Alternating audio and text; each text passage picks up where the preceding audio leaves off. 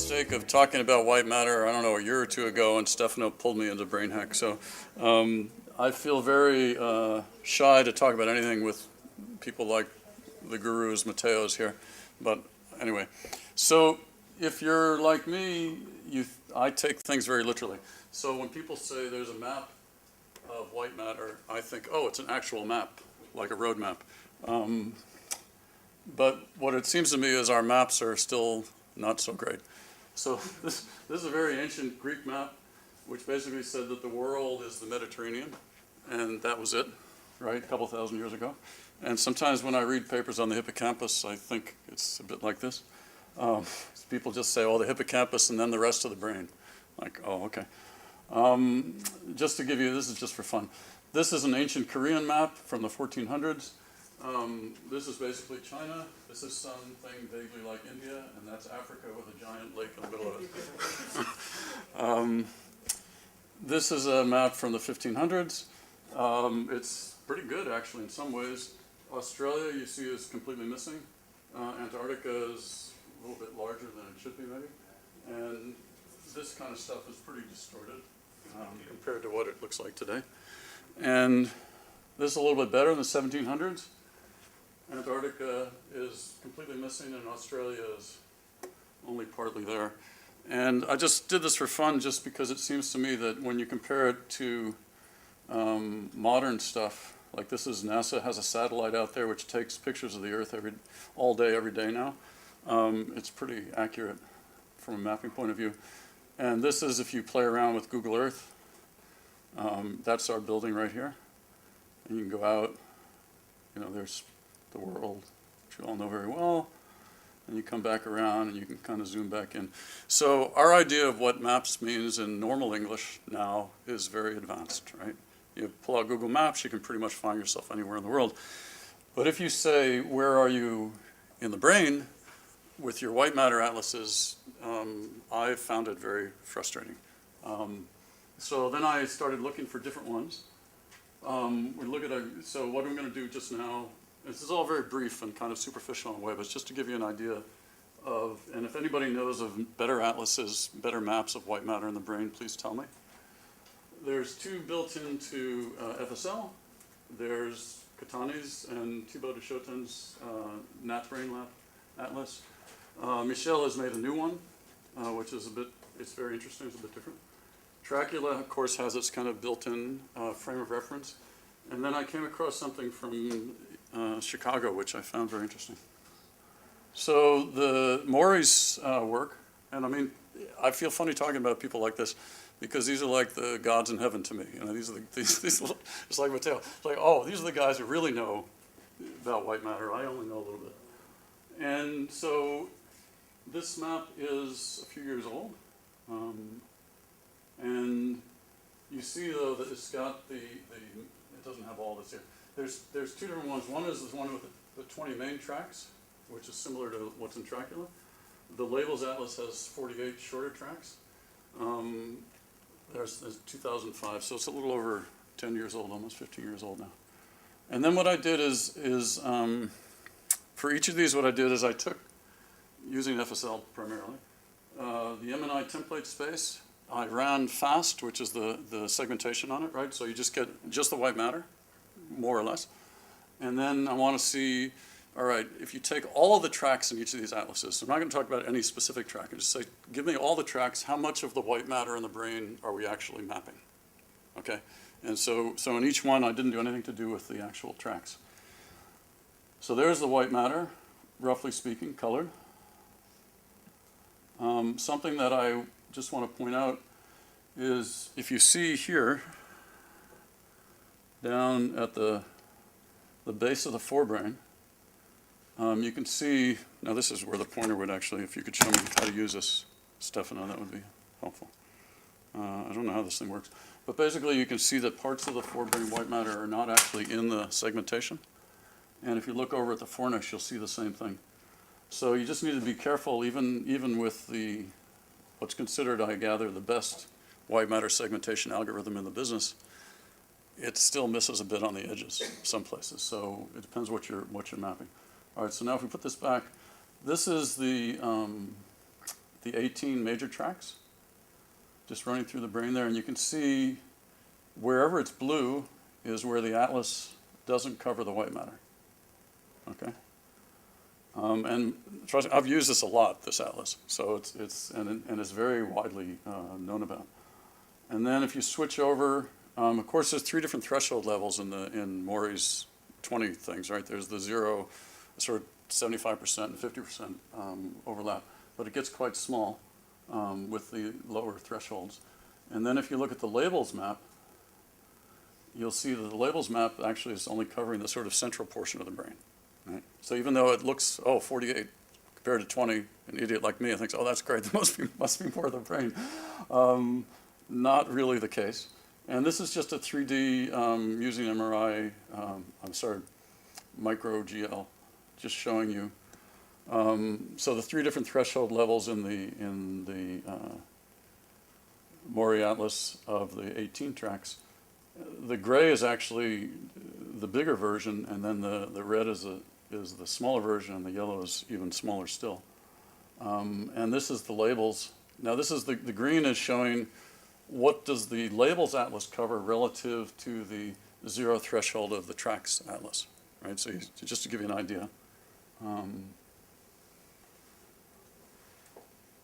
And for me anyway, this kind of globalish sort of overview has helped quite a lot, because then it made me understand, be really careful when you do this stuff, because if you're going to use the atlas as your guide, you're looking at a small portion.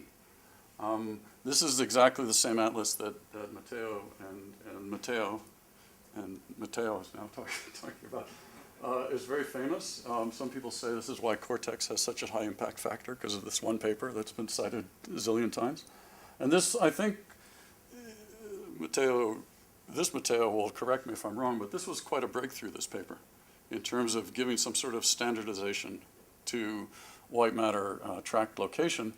And that's only, it's 2019 now, it's 2008, it's basically like 10 years ago.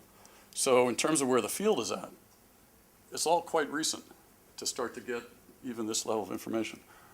So you can download the digitized version of this atlas now, which didn't exist when the Cortex paper came out. If you go to Professor Gattani's lab, the one that he and Michel created, there's a close-up, and if you look at the paper and you look at which are the groups here, basically it's very, very similar, except now they've segmented some subsections of some of the tracks. And doing the same trick here, this one I'll just let run, but you can see a lot of the white matter is not actually covered by the atlas. So again, worth keeping in mind when you're thinking about, okay, I can use the Gattani atlas that's going to cover the brain. Well, it covers a lot of the brain, but it leaves out some significant portions. This is just another version of it to see it in 3D. It's a little bit not so useful maybe, but nonetheless, where it's gray, it means that the atlas isn't covering what's on that thing. All right, now here's Michel Thibault de Chotin's lab page, and he again very nicely has created a software package that you can download for free, and within it is the see, it's beautiful. It's like an Apple version, Linux version.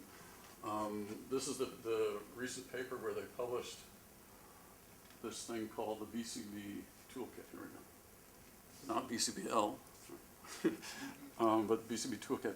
And within it is contained his version of the atlas. And you'll see it's a bit different because it covers, it leaves out the cerebellum completely, but it's much more complete in one way, but at the same time it's problematic because it covers the gray matter in the ventricles. So you can see where the gray matter outline is here. And then if you zoom in on the ventricle over here, you will see that the atlas is actually covering up the ventricle. So if you're going to use this atlas, even to the individual tracks, you have to mask out the gray matter in the ventricles quite carefully. And some of the individual tracks, like the anterior commissure, for instance, in the original one and this one are a bit different from each other. And it's not so clear to me, and the fornix as well, it's not so clear to me what the explanation is for why you have such a different shape of the track. It's not that the shape is like bigger or longer or something like that. Here is Tracula, which is extremely well known in the FSL universe. Tracula is very cool in the sense that you get to use it with your free surfer segmentation and parcellation and everything. But it's a funny animal because it's basically built off of FSL. It runs FSL, and it kind of runs it in a preset way. So it's a bit tricky to hack it and play with it because sometimes it crashes. You kind of have to use it the way Anastasia has set it up. But here is just this different kind of map. But here's an FA map created using Tracula's preprocessing. And then here's a combination showing the parts of the map that the tractography covers. And you see, again, it's leaving out quite a lot. And no offense to Anastasia, it's beautiful what they built, but they're calling it global tractography, but that's, in my view, not exactly. You've left out a lot of the brain. And similarly with the 18 major tracks, or 20, of Maury's thing, you're leaving out a lot of tracks that are in the brain that are really important. Tracks that in the neurology literature, if you cut some of those tracks which are not in your atlases, you can't perform certain basic cognitive functions. So the last one, that's why I said this is going to be a fairly quick talk because it's the end of the day too.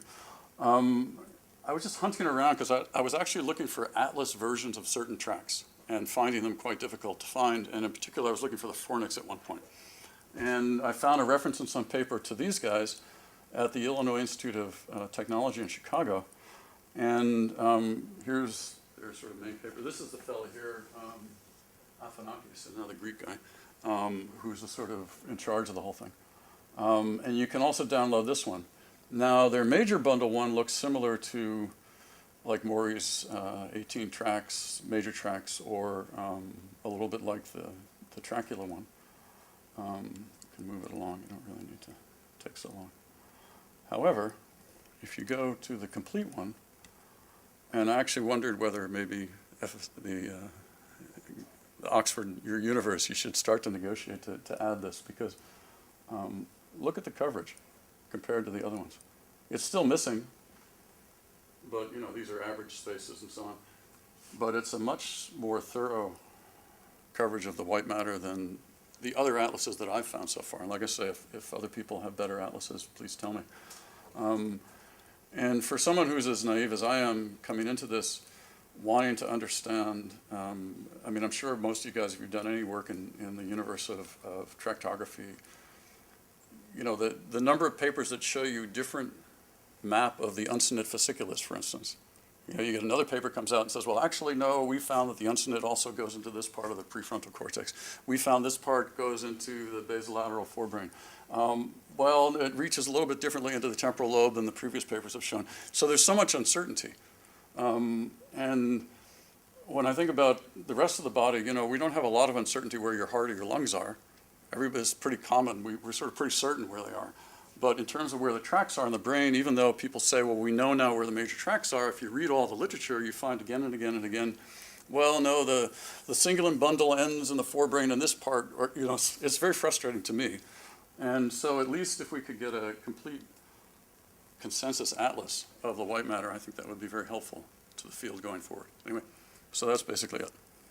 So what we want to get to is more like, that's from Google today, or 2 days ago. Classic National Geographic map of the world. And that's it. Thanks.